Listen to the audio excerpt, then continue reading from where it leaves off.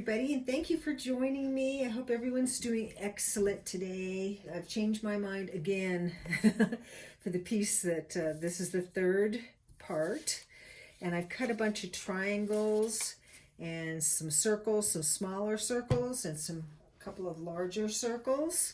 What I'm going to be doing is doing the edges on these, and then I think I'm going to do in the middle a little bit of a light gray just to kind of tone that down. You can see I mixed up some black with the cold wax, and I'm just doing the edges on these.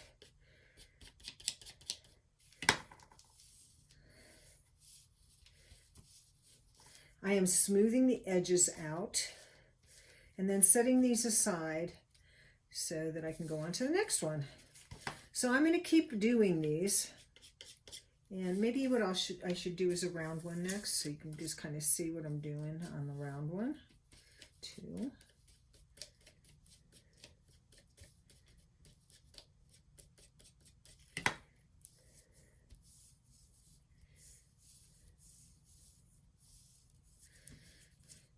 Okay, so I'm just going to keep going, and I will be back when I'm finished. So I'm going to mix up a little bit of gray so I can kind of tone down the white.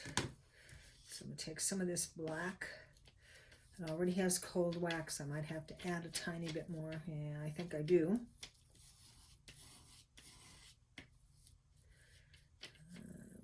A little bit darker. A little bit darker than that. That looks good.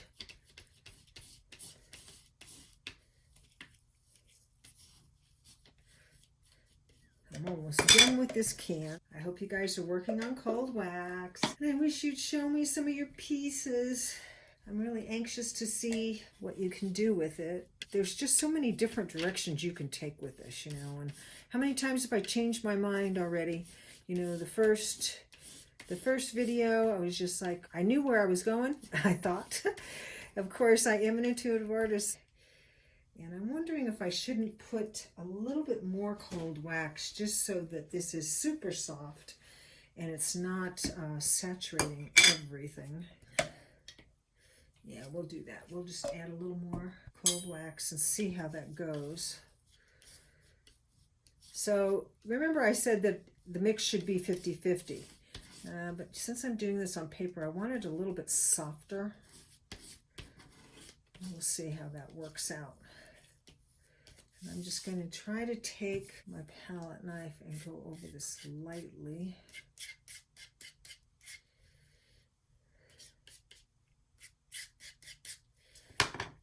Make sure my fingers are clean. So just kind of muddying it up a little bit, not really covering the whole thing. Just kind of taking that edge off of the white. I'll do a circle. And then when I'm finished, I will bring you back again.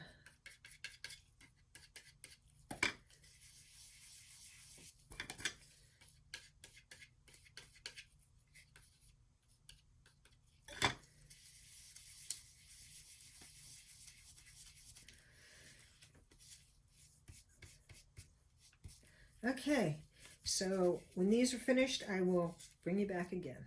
At this point, you can do whatever you want. You can carve into this, or you can put tissue paper on it. And what I've chosen to do is do these triangles and circles. We'll just see how it goes. I'm trying to think of where the thirds are here. Here.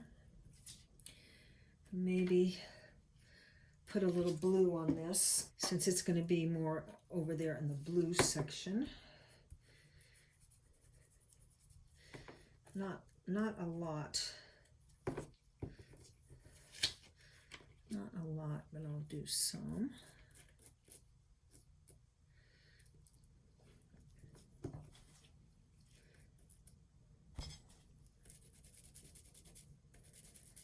Just kind of so it's in this section here.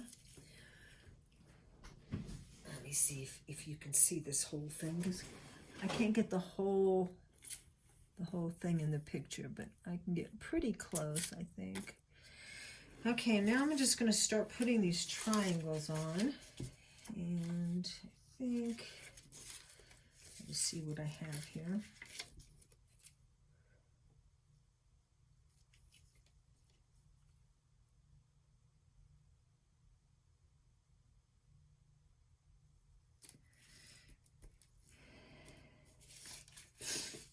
You know, maybe what I should do first is put some cold wax down before, because you gotta have something for this to stick on. And I think I have my little squeegee out here. I'm just gonna get some cold wax. This is just plain cold wax.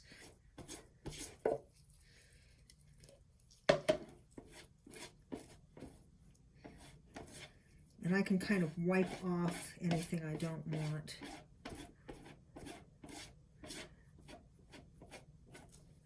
So one of these circles was about at the 3rd mark. So I can take this off. And that is stuck on there.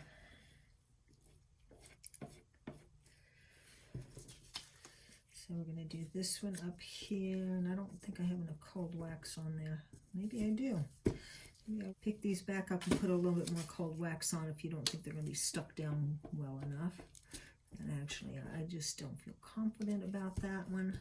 There we go. That looks good. Might have to put a little bit more blue on there. So let's try these triangles. See where they look good. You notice wherever I put something down, you know, I'm putting the cold wax down also. So these things will stick to them. To it. Just going to put the cold wax on the back of this piece. I think it's going to be easier.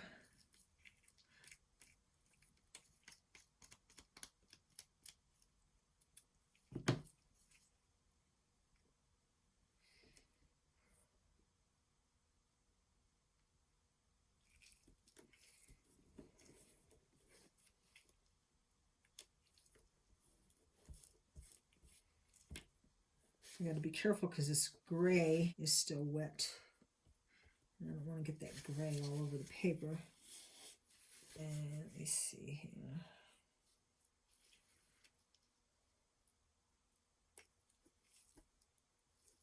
I got some cold wax on my fingers, so I'm just putting it down with that. Lift this up. Put this one in here, like so. I think that looks pretty good. So you can see you can do all kinds of things. Make sure all those edges are down. If if your color was still soft and not dry, you could just put it right down on your piece. Now I've got my little tiny circles here. So I got my little tiny circles. I got to figure out where I want them. I'm going to get some cold wax on my finger and just put it on the back. We'll put one there, and the last one. When this dries, they will be permanent. You can take them back off, but it'll take a little bit more elbow grease to get them off. I think I like that. I'm going to call this one done. So after this is all dry, you have a couple of choices. You can leave it as is if you want, or you can burnish it with a rag and it will shine up. They do use cold wax on watercolor, to seal it. And basically it's the same kind of thing. You're working with cold wax and oil paints or pigments.